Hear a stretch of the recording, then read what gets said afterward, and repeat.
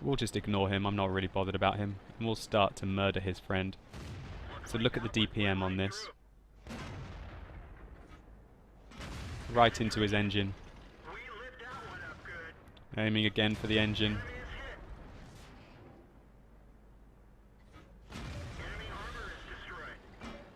That's 1,310 damage. Very quickly.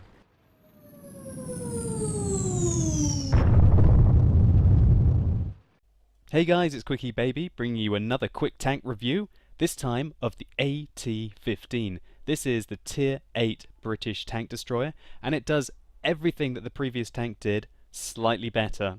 The AT-15 has got very good all-round armor, 228mm at the front and 152 at the side. And also, if you've watched my AT-7 review, you'll realize that the very prominent viewing hatch on top of the tank is no longer there. It does have a slight weak point here, which can be exploited, but with the absence of the KV-5-like droid of the viewing hatch on top of this tank, this thing can troll a hell of a lot more than the previous tank was capable of. Even though tier for tier you consider that it's got fairly similar armor at tier 8, just the absence of that weak point is mind-bogglingly important on this tank. Let's take a look at its hit points. 1,450. Now that is a hell of a lot more when you consider, for example, the French tank destroyer and the Russian tank destroyers at tier 8 have got about 1,000. So you're still getting plus 50% hit points compared to the other tank destroyers. Now it's not the fastest tank in the world. It weighs 61 tons when it's fully loaded with my loadout. It's got 650 brake horsepower. And the top speed limit is 20, and its traverse is an alright kind of 20, but basically this is not the most mobile tank in the game, as you would expect considering that its armor is so amazing. Now, this tank packs a 20-pounder like the previous tank, however it's slightly improved. You can see its rate of fire is now 12 rounds a minute with an alpha damage of 230. That means that this thing packs out some serious DPM, And 12 rounds a minute with 230 average damage, you're going to be able to troll a hell of a lot of tanks if they don't pay you attention and they don't give you the respect that you deserve. Now your penetration is fairly low for a tier 8 tank destroyer. That's one of the weak things of this tank. It's low alpha, compensated by the high rate of fire, but 226mm of penetration mean that when you meet tier 10 tanks you really can't engage them frontally, and you do not have the speed to outflank them. You need to hit weak points on this tank with its amazing accuracy and its incredible aim time of 1.7. Basically, you don't have aim time on this tank. It's absolutely wonderful. So this allows you to pinpoint the weak points on this tank. As you will see in the gameplay, this tank overcomes one of the AT-7's major weak points. If you guys have seen in the AT-7 review, it did not have a very wide gun arc. This tank has got a very large gun arc, which you will see in the gameplay. Plus this tank has got really good gun depression for a tank destroyer and pretty good gun elevation. What this means is this tank is basically taking the AT-7 strong points, not buffing them that much, but making the gun so much more flexible with where it can aim. And this allows you to have a lot stronger positioning in the AT-15 and quite often mitigate exposing yourself as much as you would have had to in the AT-7, and that allows your armor, although it doesn't appear that much better on paper, excluding the weak point, to be quite a lot more effective. Now I recommend using binoculars on this tank so you've got fairly good view range. The view range on this tank is only 370, where quite a few tier 8 tanks are starting to approach the 380-400 mark. So boosting that with binoculars is a very good idea, considering that you will be stationary quite a lot of the time in this tank. To accompany the binoculars, I recommend a gun rammer and vents. Considering that your aim time is so good, you should try and just boost your rate of fire as much as you can, and just try and put out as much DPM as you're capable of. So without further ado, let's take a look at some gameplay in this British tank destroyer. So here we go, we're playing on the AT-15 on Himmelsdorf in a very nice matchup for this tank. We can see that there are only 2, 4, 6, 7 tier 8 tanks on the enemy team. And the AT-15 does perform very well against equally tiered and lower tiered tanks. So I tried to put a clutch shot in there on the T-52 to no avail. Here we can see the length of time it takes for the AT-15 to get anywhere, it's taken us a while to get to the front. I'm quite happy to engage this Tiger at range. We can see the accuracy of our gun. We're capable of putting shot after shot into the tiniest of targets. He's still there, I think, and we're firing at him. Let's see how much health he has when we next see him. With the rate of fire on this tank, I really don't mind firing speculative shots to try and hit stealth targets. This IS is being a bit cheeky. But in my opinion, these are perfect engagements against these kind of tanks for the AT-15. The tanks that are shooting us have got 200mm of penetration unless they fire premium rounds. And we can see we've put that Tiger down to 52% with some of our stealth shots doing damage to him. Quite a few of our stealth shots actually did damage to him. Our hit log is saying that we've only done 207 damage this game, but we can clearly see that we've taken that Tiger down quite a lot. I don't know why he's trying to engage an AT-15 at range, and we can see he put his first shot in as he hit our weak point on top of the tank. Pro driving skills, Mr. T-52. That guy could have been behind us very easily.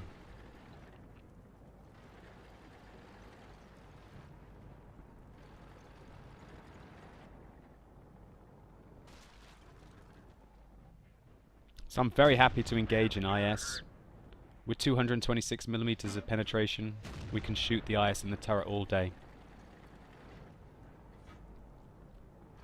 So right now I'm thinking that the game is fairly well balanced. There's a fight going on for the hill. Quite a few of their tanks are in the northwest. I'm happy for this game to go on as long as it will. Will we see the IS has got our flank? He tracks us, but it fails to penetrate our armor. Let's try and push him out of his little hidey hole. Fortunately, a non-penetrating shot. But you guys can see there how wide the gun arc is on the AT-15. We were able to aim, like, I don't know quite what that angle is, but it looks like it's about 30 degrees. So it looks like the gun arc on this tank could quite easily be up to 60 degrees or above. It's very much more flexible. And as we go over this bump, take a look at the gun depression. The gun depression on this tank is a hell of a lot better. Not really able to put it to use on Himmelsdorf, but on other maps, the gun depression makes a huge difference on this tank.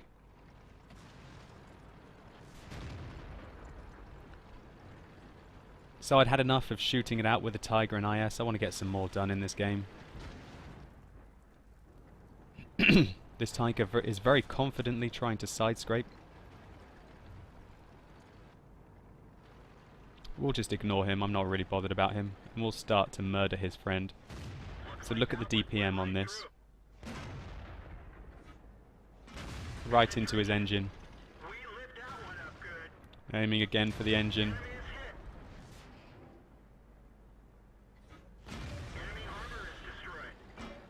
That's 1,310 damage. Very quickly. The rate of fire on this tank is simply incredible. And our Tiger friend wanted to feed us there.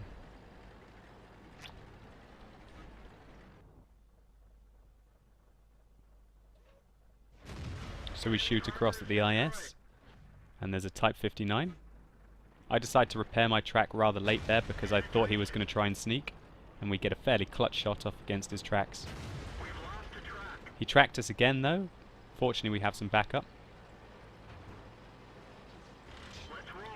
Best way to avoid this is to get your backside to a wall as quickly as you can.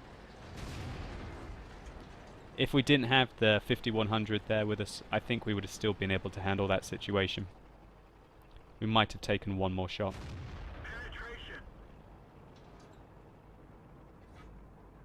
A repair crew on this tank is absolutely essential. Some may argue that you would use a toolbox instead of binoculars.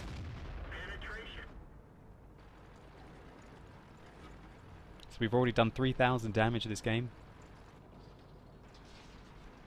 Just trying to whittle down these opponents as quickly as we can. Reaching our top speed of 20 kilometers an hour. You really have to think about what flank you're going to go down in this tank, because quite often the flank that you go down is the flank that you're going to have to stay at. I'm aiming a clean shot here to try and hit his tracks, and bingo. Take his tracks clean off. I decided to shoot in the center of his tank because I know I'm going to be able to kill him before he repairs his tracks. Apart from if you roll for 183. And the kill is stolen. So 183 is practically a min roll in this tank. It does 230 average damage.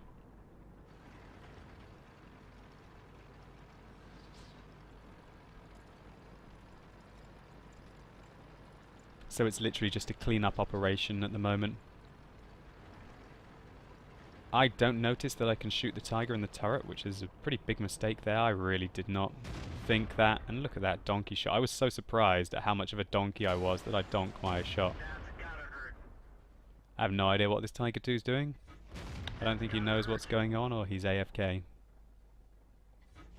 I didn't see that corner of that building either on his turret. Wow, some serious donkey play at the end of the game here by me. It's the T69 who tracks us. We track him. He bounces. He bounces. We unfortunately don't retrack him. We should have aimed for his track. We leave him on 9%. Taking our damage total up for the game to now 5,000. There are 2 tanks left. I'd quite like to get a top gun here.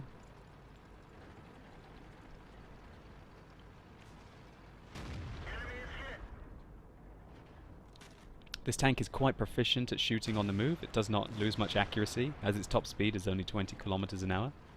I'm amazed that this Tiger 2 has failed to kill this IS. He bounces on him again.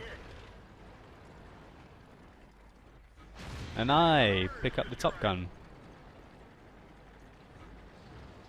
So, keep in mind that we did just under 5,300 damage that we could see there. Let's take a look at the post-game stats to tell us what we really managed to pick up. So here are the post-game stats. In our AT15, we can see that we're able to get a whopping 73,500 credits for our win. It was our mastery badge, getting 5,152 experience for our double. I hasten to add that we've got a top gun and a steel wall, and the steel wall means that 500 of that experience was a reward for one of the events that Wargaming were doing. So actually this was a 4,652 double. We managed to pull off 5,786 damage, which was a very nice amount. And we can see there that we got an extra half of the experience compared to the next person, the Tiger 2 on our team. Unfortunately, I didn't click on myself, so we can't see what potential damage we received, but we know we did pick up that steel wall, and we did take a hell of a lot of hits. I really like the AT15. I think it's basically like an 87, but then on a nicer platform. Although I will say that this tank really benefits from a nice matchup. If you get a nice matchup in this tank, it's, oh yes, brilliant, I can trash everything and have the armor to bounce all the scrubs. Whereas maybe in an ISU 152, you can't bounce them. Like that KV-1S might roll through your frontal armor for nearly 500 damage. Whereas a KV-1S, it finds it very, very, very, very hard to engage an AT-15. And the extra health means that you have enough health to weather the storm against other tier 8 and higher tanks. Your main weakness in the AT-15 is if you can't penetrate the enemy frontally reliably because of the 226mm penetration, whereas all the other tier 8 tanks have 245 plus. I really like the AT-15, the extra flexibility of the 20-pounder after it felt very rigid on the AT-7, and the fact that it does not have the weak point of the cupola on the top of the tank means that really this thing is what the AT-7 should be. The AT-7 is effectively the AT-15 with weaknesses attached to it to make sure it isn't overpowered. The AT-15 loses all of these, but because it goes up a tier and can meet tier 10 tanks, that means that its armor is quite a lot worse really. You cannot really engage tanks with very, very high penetrating guns like 260, 270 in this tank and expect to bounce any shots. If you've enjoyed this review and it's been helpful to you, think about rating it down below. I'd really appreciate it. And I live stream on twitch.tv/quickybaby on Tuesdays, Thursdays and Sundays. So think about coming and checking me out if you want to chat along and play live. As always guys, you've been epic. Thanks a lot for watching and hopefully I'll see you soon.